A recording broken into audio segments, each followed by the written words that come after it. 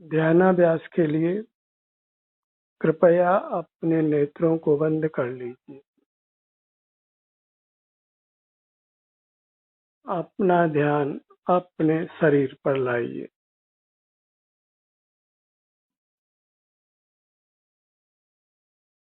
अपने शरीर की सब कष्टों से, सब रोगों से रक्षा करने के लिए अपने ध्यान को अपने शरीर पर रखिए।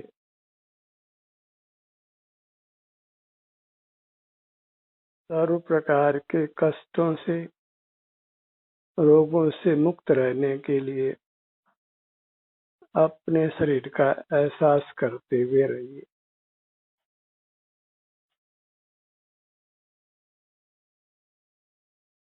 शरीर में सुखद अनुभूति हो, जीवन सुख से व्यतीत हो, इसके लिए अपने से युक्त होकर रहिए।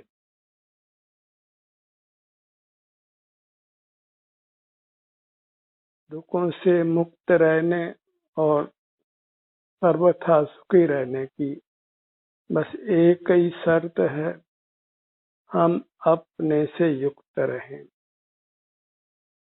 यही योग है जिससे हम योगी होते हैं, फिर योगेश्वर होते हैं, परमात्मा होते हैं।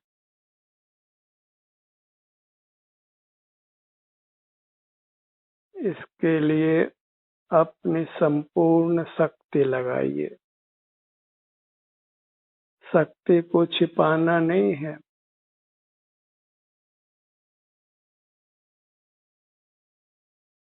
संपूर्ण यत्न से अपने अमूर्त आभ्यंतर शरीर से युक्त रहिए। यह सुख स्वभावी है, इससे युक्त रहने से आपको सुख का अनुभव होगा, शांति का अनुभव होगा, जिसकी आपको कामना है। आप चाहते हैं कि आप अत्यंत स्वस्थ और सुखी रहें, तो इसके लिए आपको अपने से युक्त रहना होगा। अपने सिर से पांव तक ही बने रहना होगा। अपने संवेदन रूप अपने में ही विचरण करते हुए रहना होगा। अपने सर्व अंगों, सर्व उपांगों को संवेदन करते हुए स्वस्थ रखिए। बाहर कहीं सुख नहीं है। इंद्रिय ज्ञान में रहने से, बहिर्मुख रहने से नाना दुखों को भोगते आए हैं। दुख का अन्य कोई कारण नहीं है।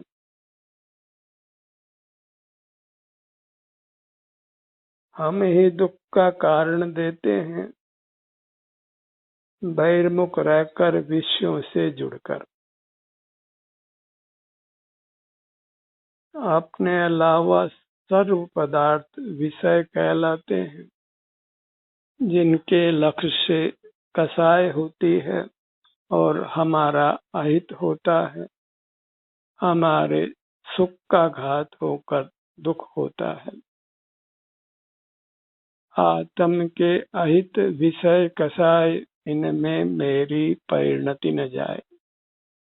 यही भावना रखिए कि बाह्य विषयों में हमारा उपयोग खराब नहीं हो।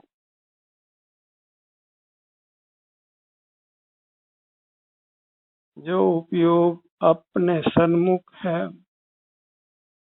सिर से पांव तक है, बंद नेत्रों से, वही उपयोग सुखद है। और जो उपयोग, जो ध्यान हमारा बाहर है, बाहर के पर पदार्थों के सन्मुख है, वही उपयोग दुखदायी है।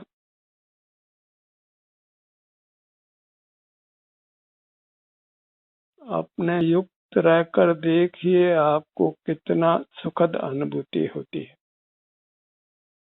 आप स्वास्थ्य लाभ प्राप्त करते हैं और अपने भीतर से ही अनुपम सुख का अनुभव करते हैं। हाथ कंगन को आरसी क्या प्रयोग करके अनुभव करके देखिए। सुख के लिए हम नाना अन्य उद्यम करते हैं, उसमें पूरी शक्ति लगाते हैं। एक बार अंतर्मुख रहने का उद्यम करिए, उसमें पूरी शक्ति लगाइए, कुछ शक्ति को छिपाइए नहीं। सिर से पांव तक अपना ही संवेदन करते हुए रहने का यत्न कीजिए और उसके फल में आपको जो सुख का अनुभव होता है उसके द्वारा निर्णय कीजिए कि आपको क्या करना है, आपको कैसे जीना है। बहिर्मुख रहने में नाना प्रकार के दुख हैं और अंतर्मुख रहने में उत्तम अविनाशी सुख है, अनुपम सुख है, पूर्ण स्वास्थ्य है और आप सब प्रकार की चिंताओं से, दुखों से, रोगों से मुक्त रहते हैं। किसी बाह्य पदार्थ की आवश्यकता नहीं रहती। आवश्यकता विहीन जीवन, निराकुल जीवन, कोई चिंता नहीं, कोई तनाव नहीं, शरीर में कोई निर्बलता नहीं, कोई वेदना नहीं, कोई रोग नहीं, कोई अपयश का कारण नहीं, पूरे उत्साह वाला जीवन, पूरा सुखमय जीवन अपने से युक्त रहकर भोगिए।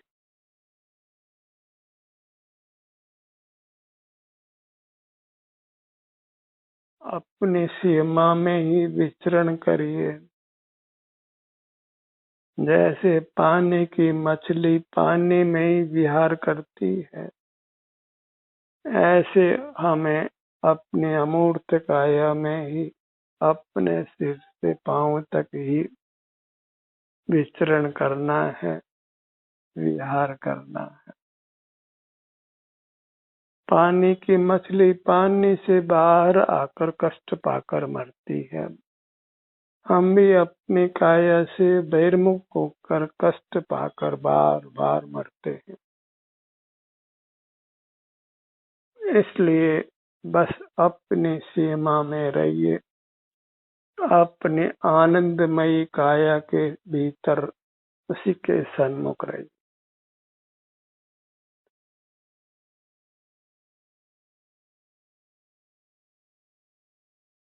अंतर्दृष्टि से हमें हमारी मूर्त लक्ष्यगत होती है। सिर से पांव तक जितना भी हमारा विस्तार है, हमारे मनुष्याकार अंग उपांग हैं, सब यहाँ सुख रूप से अनुभव में आते हैं और अत्यंत शांति का अनुभव होता है।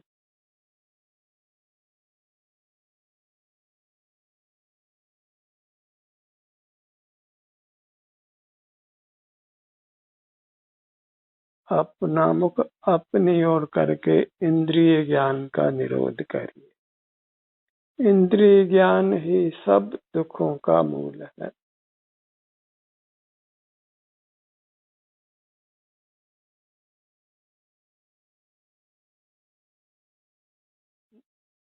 घोर दुखों का मूल है। ये हमें रियलाइज करना ही होगा। जितना जल्दी रियलाइज कर ले उतना अच्छा है, क्योंकि मनुष्य जन्म प्रतिपल बीता जा रहा है। एक ही देश न लेनी है इस मनुष्य जन्म में कि इंद्रिय ज्ञान का निरोध करना है और अंतर्दृष्टि से अपने से युक्त रहना है। अपने को पहचान कर अपने से युक्त रहना है। अमूर्त भी पहचानने में आता है, क्योंकि इसमें सुख दुख का परिणाम होता है। दुख तो कभी कदाचित है, कर्म के संबंध से जो हम बहिर्मुखता में बांध लेते हैं, अन्यथा अपनी पूरी काया एकांत सुखमय है, अनुपम सुखमय है, जिस सुख की सारे जगत को पाकर भी हम नहीं पा सकते। अनुपम सुख जिसकी लोक में कोई उपमा नहीं है, कोई विषय सुख उसके सामने सुख ही नहीं है, दुख ही है।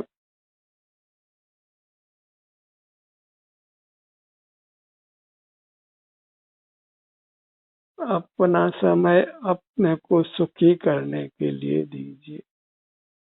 सबको स्वयं ही अपने आप को सुखी करना है। एक दूसरे के प्रति कोई जिम्मेदारी नहीं है। एक दूसरे को कोई सुखी कर भी नहीं सकता है।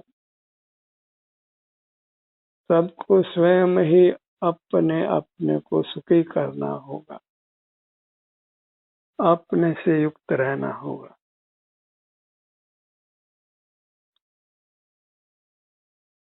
जितना भी हमारा विस्तार है वही हमारा भोग्य है, और वह विस्तार हमें असीम अविनाशी सुख देने में समर्थ है। बिना कुछ बाह्य जगत का ज्ञान किए, बिना कुछ विचार किए, बस अपने सन्मुख रहकर सुख शांति को भोगते हुए रहिए। मन भी एक इंद्रिय है, उससे होने वाला विचार भी इंद्रिय ज्ञान ही कहलाता है। और चाहे इंद्रियों से मूर्त पदार्थों को जाने या आप विचार करें, विकल्प करें, इन सब में हमको आकुलता ही होती है, उत्तम सुख का अनुभव नहीं होता। पर पदार्थों के सेवन में कभी निराकुलता नहीं होती, सदा ही शंका बनी रहती है। और पर पदार्थ हैं वो मूर्त हैं, वो सुख स्वभावी भी नहीं है। एक तो भोग में शंका, और वे सुख स्वभावी नहीं होने से सुख भी मिलता नहीं है और दुख ही मिलता है। कुछ ऐसी स्थिति है जैसे शीतलता को पाने के लिए हम आग के भीतर प्रवेश करें। सुख के लिए हम मूर्त पदार्थों को देखे जाने, उनको पाने का प्रयत्न करें, वह सब उसके परिणाम में दुख ही होता है और विषम दुख होता है। उससे विराम लीजिए और अपने ही आनंद मूर्ति से युक्त हो जाइए। वही परमात्मा का रूप है जो आपके भीतर प्रकट होगा। आप स्वयं परमात्मा होंगे और अनंत काल तक अनुपम सुख भोगेंगे। इस उत्तम कार्य के लिए अपनी पूरी शक्ति लगा दीजिए। कुछ भी शक्ति का अंश बचा कर मत रखिए। पूरा यत्न अपने से जुड़कर रहने में लगाइए। एक बार संसार सागर को पार कर लीजिए, फिर लौटकर कभी भी दुख आने वाला नहीं। इस सप्त धातु वाली काया जो अशुचि है, हाड़ मांस खून, इस सब से मिलकर रहना नहीं है। ये तो हमारा संग है। ये सप्त धातुएं बदबू नहीं देती हैं, पर हम इससे निकल जाते हैं तो ये काया इतना दुर्गंध देती है कि इसको ऐसे रहने दिया जाए तो पूरा गांव खाली होगा, सब दूर दूर तक चले जाएंगे। कोसों दूर तक बदबू देता है ये शरीर। ऐसे शरीर के संग में हम रहते हैं क्योंकि बहिर्मुख रहते हैं, मूर्त पदार्थों के सन्मुख रहते हैं। ये सब हमारी विचार शून्यता, ज्ञान शून्यता का प्रतीक है, सम्यक ज्ञान के अभाव का प्रतीक है। जो सच्ची समझ पैदा होती है अपने सन्मुख होने से, वही सम्यक ज्ञान है। से सब मिथ्या ज्ञान जानो, से सबको दुख का कारण ही जानो। और सच्ची समझ होने के उपरांत भी हमें अपने सन्मुख ही होना होता है। और सच्ची समझ होने मात्र से सुख नहीं हो जाता। सुख के लिए तो हमें अपने सुख स्वाभाविक काया से युक्त होना होता है। अपने ध्यान को अपने मध्य भाग में लाइए, उधर के स्थान में,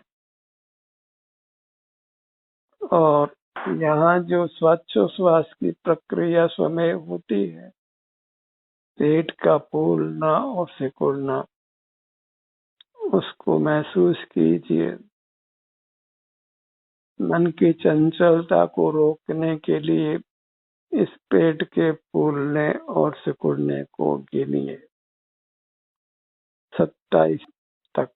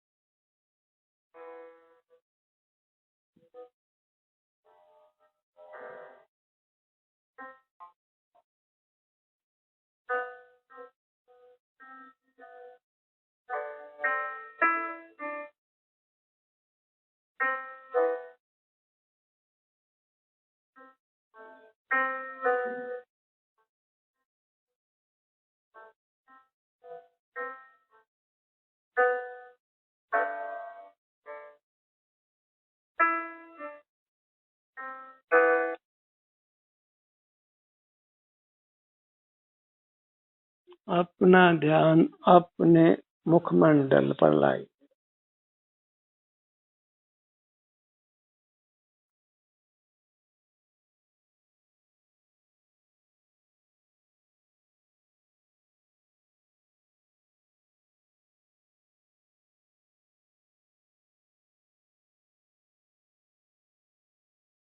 अपने मुखमंडल को हम दर्पण में देखते हैं, देखते आए हैं। वह हमारा वास्तविक मुखमंडल नहीं है, पर वहीं पर उसी आकार में हमारा आनंद स्वभावी अमूर्त मुखमंडल है, जिसका हमें संवेदन होता है। उस मुखमंडल को अनुभव में लीजिए।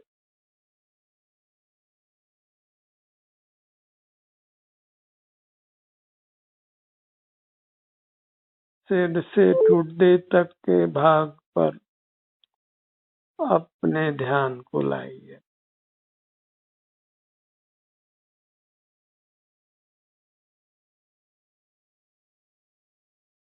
इस आत्मा को कभी तो हमें संसार दुखों से पार करना है। कितना देर लगाएंगे, कितने भव बीत चुके हैं और कितने भव और बिताने। एक थोड़ा सा उपक्रम नहीं करने के कारण, अपने सन्मुख नहीं रहने के कारण।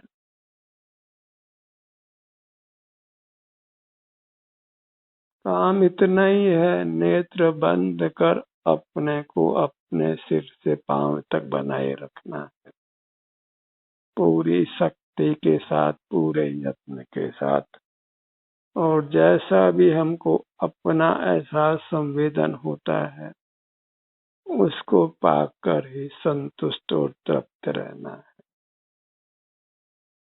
अपने मुखमंडल में जो भी संवेदना है, सुख की जैसी भी स्थिति है वर्तमान में, बस उससे संतुष्ट रहिए। सिर से ठुड्डी तक सब अंगों को, उन अंगों का नाम मन में बारी बारी से लेते हुए अपने ध्यान को मुखमंडल पर रोकिए।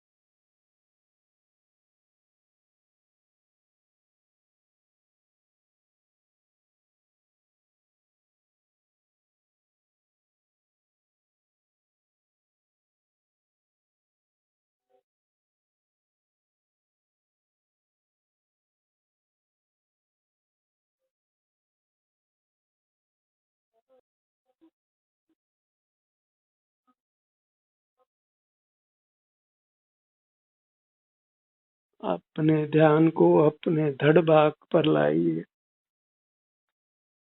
अत्यंत प्रमोद से, अत्यंत रुचि के साथ। ये अमूर्त धड़ भाग है, लोक में उत्तम है, मंगल रूप है और शरण रूप है। ये परमात्मा का रूप है, जिसके प्रति संपूर्ण आदर भाव लाकर पूरा समर्पण दीजिए। हमें खबर ही नहीं है कि हमारा रूप है वह परमात्मा का रूप है।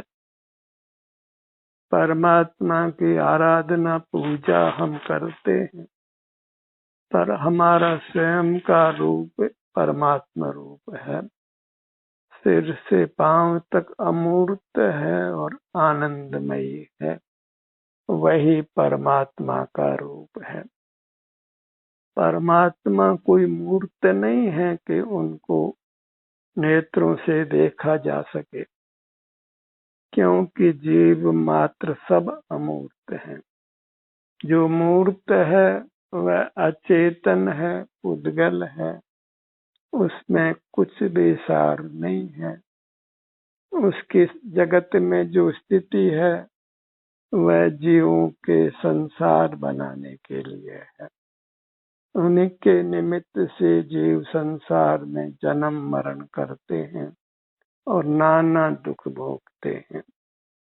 इसलिए इन जड़ पदार्थों का आलंबन यथासंभव छोड़िए, अपने अमूर्त धड़ भाग में स्थित रहिए। सीने का भाग, पेट का भाग और पीठ का भाग,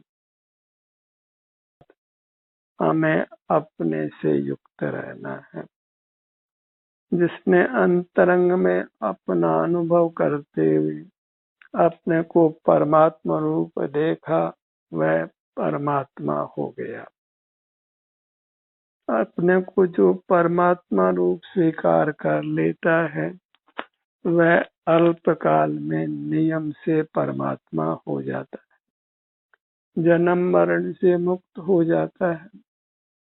इसलिए बस एक ही प्रार्थना है, अंतर्दृष्टि कर सिर से पांव तक अपने को परमात्मा रूप से स्वीकार करिए और फिर उस रूप के प्रति आदर भाव लाइए। जो अपना आदर करता है, सारा जगत उसका आदर करता है, ऐसा नियम है। अंतर में अपने सन्मुख रहकर अपना संवेदन करते हुए रहिए, पूर्ण आदर के साथ, पूर्ण भक्ति के साथ। यही भक्ति है जो निर्वाण को देती है। यह भक्ति ही जीव को भगवान बनाती है। अपनी भक्ति के साथ, यत्न के साथ अपना संवेदन करते हुए रहिए। ध्यान का इस सत्र यहीं समाप्त होता है। आपकी सहभागिता के लिए धन्यवाद।